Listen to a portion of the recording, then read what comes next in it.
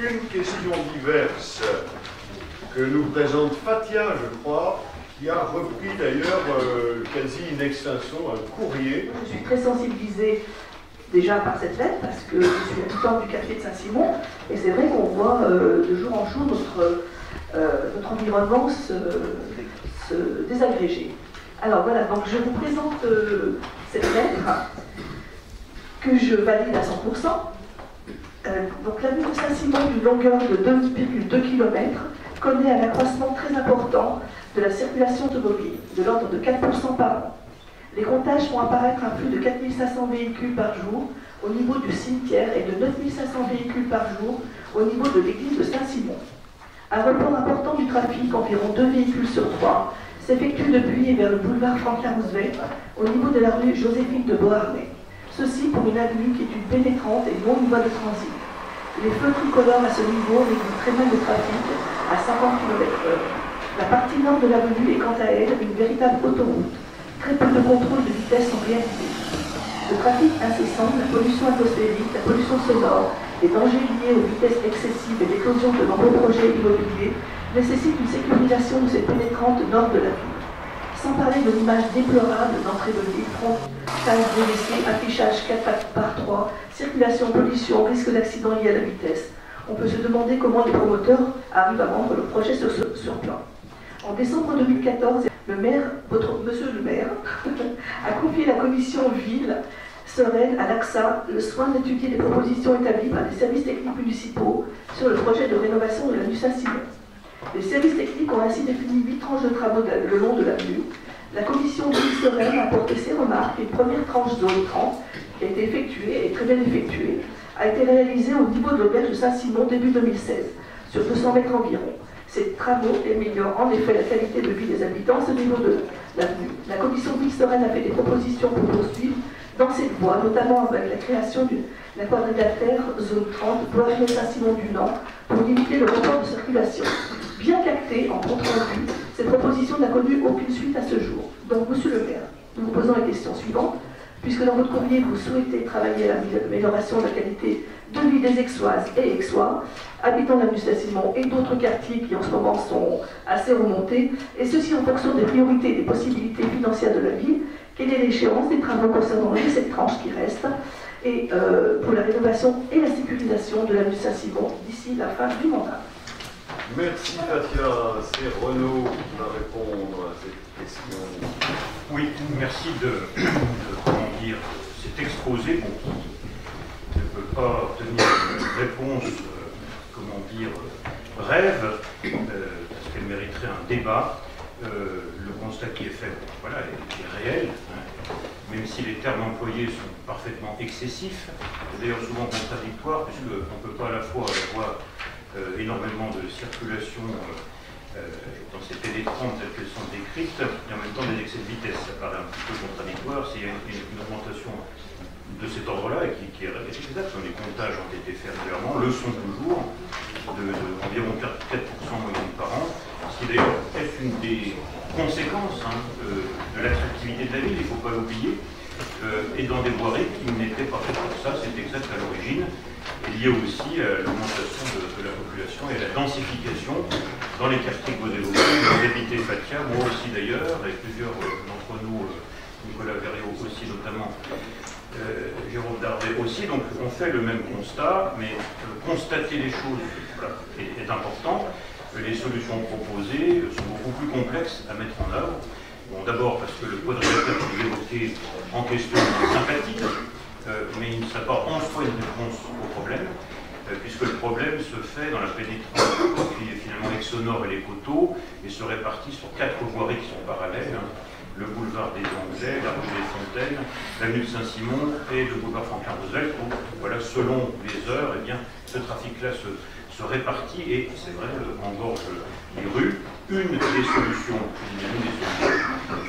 va être à partir de l'automne 2018, d'effet d'ouvrage Grand Lac, enfin le lancement du chantier qui aura, on l'espère, un an, de desserte des Bombaruches à partir du péage d'Aix-au-Nord. Donc ça fait plusieurs années importantes de travaux et de recherche de financement et de rachat de foncier. Donc voilà, ces dessins importants doivent avoir lieu. L'autre aménagement possible, je ne dis pas que les aménagements concernant la rue de Saint-Simon sur cette tranche-là, on va dire à hauteur de l'auberge de Saint-Simon, ne vont pas continuer, mais voilà, là ils obéissent à des choix budgétaires. Hein, on ne peut pas d'un côté constater la baisse des dotations et la maîtrise de à la fois notre fonctionnement et notre investissement dans l'ensemble des programmes routiers chaque année. Mais une des réponses en plus que les services pourrait être casser la vitesse qui, elle, est authentique dans la ligne droite qui va finalement de Grésy jusqu'à l'intersection du chemin de la baie. On serait l'aménagement là d'accès avec donc soit une forme de gératoire, en tout cas d'intersection, puisque là aussi, eh bien, des projets immobiliers sont en cours, un petit peu partout dans le quartier. Donc effectivement, c'est un quartier qui évolue beaucoup et au sein duquel nous essayons de trouver des aménagements à la fois pour les piétons, les cycles, même si certains journaux considèrent qu'on fait des voies vertes sans cyclistes, bon, c'est juste une anticipation et une façon d'amener les gens à utiliser ces voies. Voilà, là c'est pareil, on trouvera par ces deux aménagements une façon, mais qui ne sera pas la solution, mais qui devrait permettre d'améliorer la desserte du quartier, donc à partir de 2018. En tout cas pour les travaux. Merci Renaud. Moi je relance aussi l'idée, mais je ne sais pas si c'est adapté ici, puis nos services considèrent que tout ça n'est pas très sérieux, mais moi je pense qu'il y a certains secteurs de la ville où on ne peut pas régler, ou en tout cas il faudra des années et des années pour les régler, ces questions de circulation. Et il me semble qu'on pourrait peut-être faire appel à l'esprit de citoyenneté. On peut toujours rêver d'un certain nombre de nos concitoyens, peut-être en mettant en place une signalisation ville sereine, qui n'est pas une signalisation code de la route, qui n'a pas de valeur engageante, mais qui permettrait peut-être, pour ceux qui sont les plus conscients de ces difficultés, d'orienter, de donner des propositions de circulation plutôt que d'autres. Je pense en particulier à un autre secteur, qui est le secteur du vieux village de Cornin, qui est très facile pour le coup à éviter, même si on ne peut pas obliger les gens à l'éviter, en passant par le rond-point du McDo, là, qui se fait 9 jours et demi sur 10 se fait très bien, sauf qu'il y a des réflexes qui sont pris où les gens utilisent des voiries qui sont en réalité pas faites pour ça, sans même réfléchir. Donc voilà, je suis assez preneur moi de cette idée, je sais qu'elle n'est pas réglementaire, etc., mais une signalisation particulière, un peu citoyenne, faisant référence pourquoi pas à la ville sereine, pour une couleur différente, et donnant quelques, pas 3 milliards non plus, hein, mais quelques conseils de circulation. Donc sur ces sujets, je pense que là pour le coup on peut avancer assez vite, je ne dis pas que c'est la panacée, mais ça c'est assez facile à faire, alors que comme l'a dit Renaud, tous les aménagements lourds de voirie coûtent souvent très cher, et souvent ne font que reporter en réalité les sujets. Donc voilà, écoutez, la question évidemment reste ouverte. Merci en tout cas de l'avoir posée, merci de votre attention. Vous connaissez quelqu'un qui a déjà des panneaux, monsieur le maire? Pardon? Je connais quelqu'un qui a déjà des panneaux. Oui, je les ai vus aussi, mais on doit pouvoir faire mieux que ça. Merci en tout cas de votre attention. Disons que ma réaction principale, c'est de me dire que il n'y a rien qui bouge, on n'a pas vraiment de surprise là-dessus, ça reste cohérent avec le discours qu'on a eu jusqu'à présent, c'est-à-dire que les aménagements sont faits un peu au compte-gouttes, on colle des rustines à droite à gauche, en s'appuyant essentiellement sur les projets immobiliers qui sont construits et qui permettent de faire ces aménagements-là, mais il n'y a pas de réflexion globale pour se dire voilà, on va créer des axes verts ou en tout cas pour promouvoir les transports doux et faire en sorte que les gens puissent se rendre au centre ou au lac depuis tous les quartiers d'Aix sur des itinéraires sécurisés, que ce soit à vélo ou à pied ou par le bus. Parce qu'à entendre les réponses de Dominique Dor et Renaud Beretti, il semblerait que tout tourne autour de la voiture, c'est-à-dire ce qu'ils essayent de faire, c'est de gérer un flux automobile qui a une croissance énorme de 4% par an, sans entrevoir d'autres solutions de déplacement. Ouais, c'est exactement ça, c'est-à-dire qu'on a des axes principaux sur Aix qui sont censés justement servir de desserte, sauf qu'effectivement le trafic augmentant, et les voitures prennent de plus en plus les axes secondaires qui ne sont pas prévus pour ça à la base, Et donc ça crée d'autant plus de nuisances pour les riverains qui jusqu'à il n'y a pas longtemps n'étaient pas habitués à ça.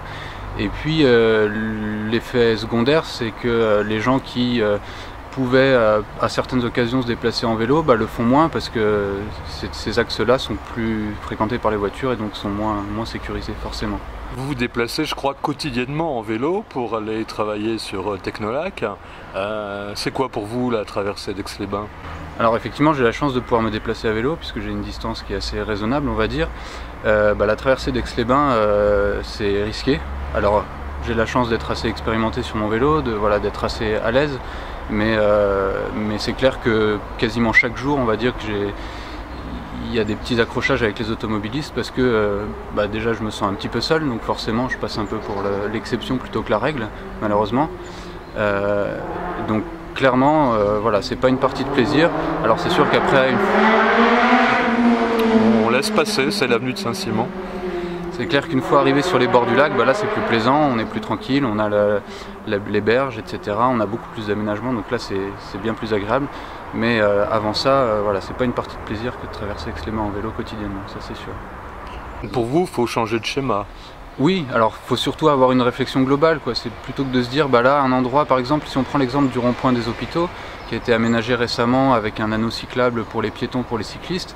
Alors c'est vrai que peu de temps avant, il y a eu malheureusement un accident, un cycliste qui s'est fait renverser. On peut aussi se dire que c'est malheureusement ce genre d'événement aussi qui déclenche les travaux.